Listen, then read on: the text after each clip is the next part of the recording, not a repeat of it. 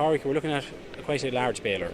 Yes, this is the latest launch from Kverneland Group. It's basically what they call a fast bale. So this is one of the first non-stop balers on the market, designed by an Irish guy actually who was working on behalf of Kverneland in Europe.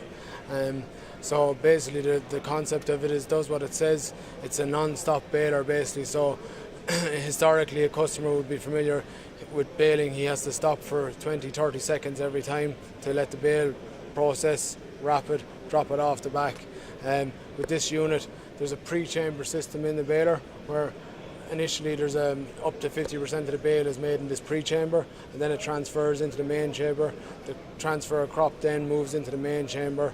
The bale is completed, net wrap on it, and then transferred onto the wrapper. So it's a very simultaneous process where everything happens, in sequence basically. So the driver of the machine itself never has to physically stop to do any application in the process. It's completely automatic. And Padraig, what kind of acreage are you hoping to get through with, say, first crop silage? So basically, in the testing program last year in the UK, they got up to a maximum of kind of 100 bales per hour, which is in baling terms a big output. So you'll cover big acreage in the day when this unit is running continuously like it is. And is that including wrapping and everything? That's including wrapping and everything. So yeah, it's a speedy process if you can take all the elements out of it. So it's a real contractor's. It's a contractor's unit. It's working up on 20,000 bales per year. That's the target market for a machine this size. And Padraig, you're obviously hoping to ship them, those. Yeah, hopefully now. Obviously, this is one of the prototype units that's been in Europe for the last couple of years. So we'll be starting in the full launch for next season. Basically, this is an introduction to the Irish market. It's the first one in show in Ireland since it was launched at Agritechnica last year. So hopefully now for 2017 we'll have units out in the field working.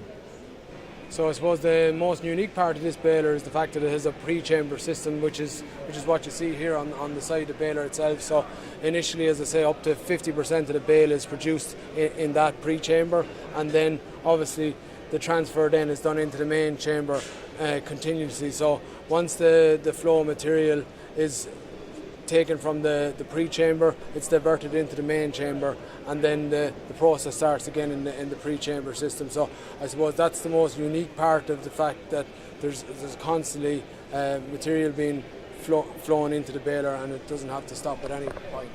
So the pre-chamber actually makes this innovative?